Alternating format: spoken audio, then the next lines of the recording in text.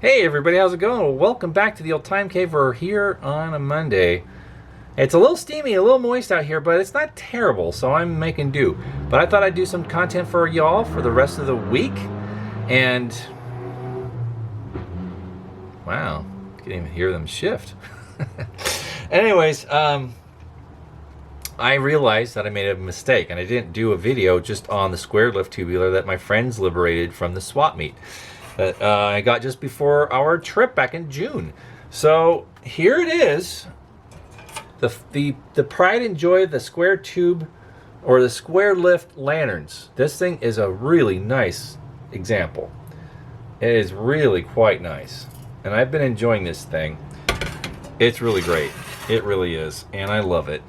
Now, square lift, where does the name square lift come from? Well, as you can see, the framework is kind of on the square side, and it uses these lift wires on the side, the guide wires, to slide up the globe.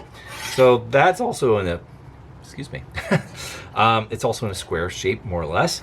And the tab here uses the framework as a lift.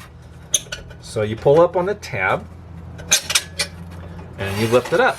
Sorry, it's a little sticky because it has a coating on the metal, which is like a linseed oil or something. I'm probably going to remove it at some point in time. But anyways, that's how it's done. Now, there was a misnomer being spread on the internet. Imagine my surprise. Incorrect information? Who would have thunk it?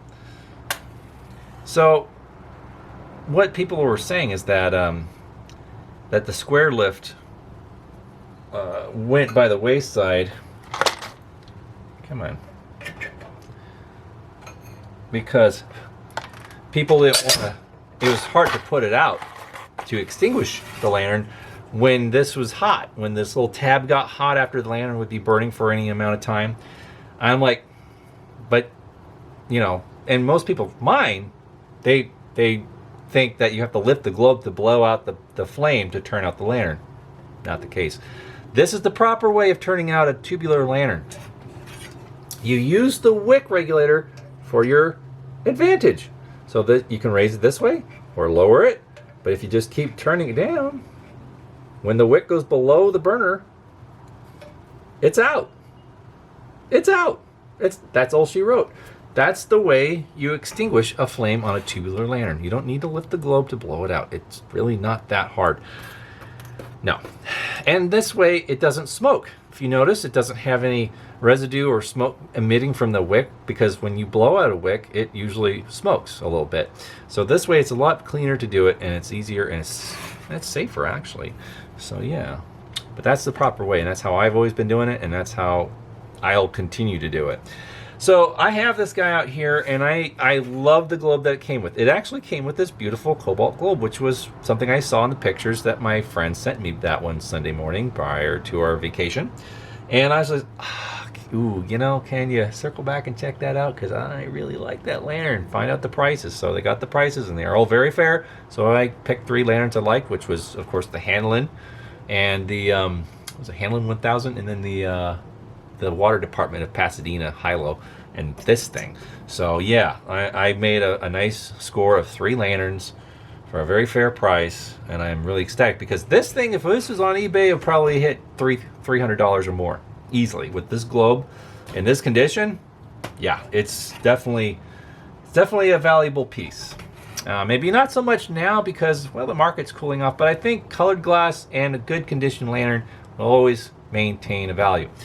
But anyways, I wanted to get something different for the globe, because as much as I love this blue globe, I don't want to burn it all the time. And it's, you know, burning colored glass is kind of dicey as it is, because you're running the risk of sick glass. So you don't want to see it starting to get cracky and that flaky texture appearing and ruin your nice, smooth, glossy globe. So with that being said, I managed to get a globe for this lantern. Now, shout out to Thomas, friend on Facebook and lantern collector cohort or associate. He posted a globe on his Facebook on the lantern group, that he had a spare, and I said, "Ooh, if that's a spare, can I, inquire what you'd want for it, or should we work on a trade?" So we messaged back and forth, and we came to an agreement. He needed some brass fuel caps for 1890s style lanterns, and I think he had a couple of hams that were missing caps. So I had a couple caps of that style and size, and so I shipped him those caps, and he sent me this. And this is a special globe. This is, let's see if yeah, can you see that? Maybe not. Yeah, sorry, it doesn't seem like it's really sharpening, or but it's hard to see. It's a weak casting, but it says Dietz No.0 tubular. No USA, no New York, nothing. This is early 90s era. So this thing is great. It's got some imperfections, which is fine. I love imperfections. I love swirls and bubbles and all that jazz. It is a weaker cast, or weaker embossing. So, but it's amazing. It's beautiful. But it is of the right period for this. At the same time, some of these earlier globes had it just said Dietz 0 tubular, so there was no N_0 or _O. But here, let me show you the difference. So this one will fit. This is the size. This is the difference before they started standardizing the globe sizes.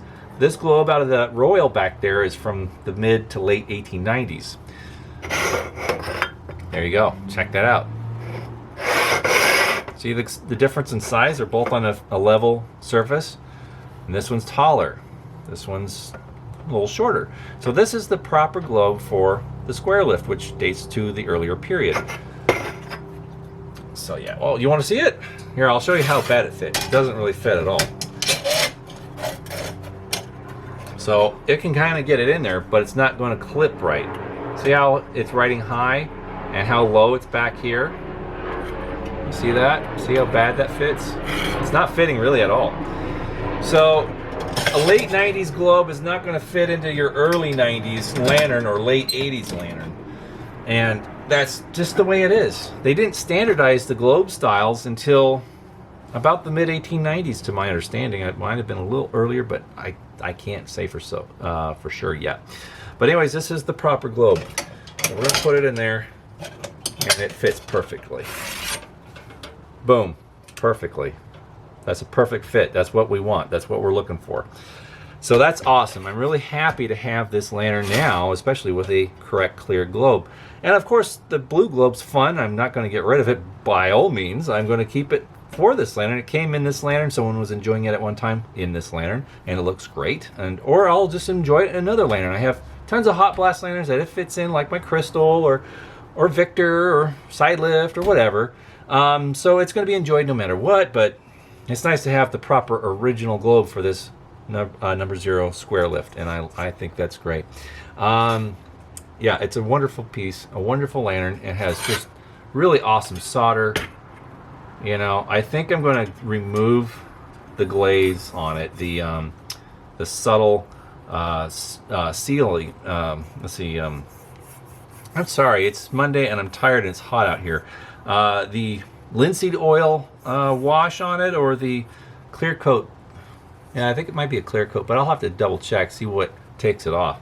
But that in good time. I'm going to leave it just as it is for now. But if I can get this to operate smoother, that's all. I'm all the better for that.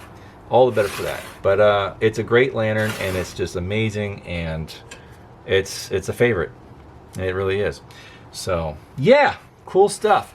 Well, everybody, I hope you enjoyed your weekend. I know I enjoyed mine. We're looking for always some new stuff. Oh, by the way, the Redbubble, I will be getting more designs uploaded to the Redbubble today. And so keep your eyes peeled on that. I'm always trying to add some new fun designs and keep things interesting with a vintage flair and or funny or comical. So yeah, absolutely. Well, here we go.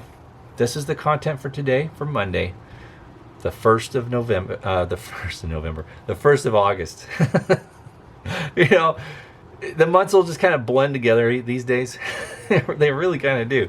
But yeah, it's now the 1st of August. So yeah, summer's rolling on by, and soon people will be back to school, and we'll be back to nice cooler temperatures out here in the old garage, which I'm looking forward to. because I like cooler temperatures. Yeah. Well, friends, hope you enjoyed this video. I am stepping up my game on YouTube. I will be creating thumbnails for my new videos. So this new video, you'll see a fancy new thumbnail. So hopefully you'll enjoy that. And I'm going to be doing that so I get better views and more views and maybe some more subscribers, because we're really trying to grow the channel here. So, oh, by the way, I did see I got a new subscriber, so welcome to the channel. I hope you enjoy the content. Hope all you other subscribers still are enjoying the content, and I do get feedback from some of you guys on the Tubular Lantern group, and I do appreciate it. I really do. Honest and truly, it makes me happy that I'm doing something that is appreciated, and, you know, it's awesome. Thanks, guys. You're the best. All right, take it easy, and we'll see you guys again very soon. Bye-bye.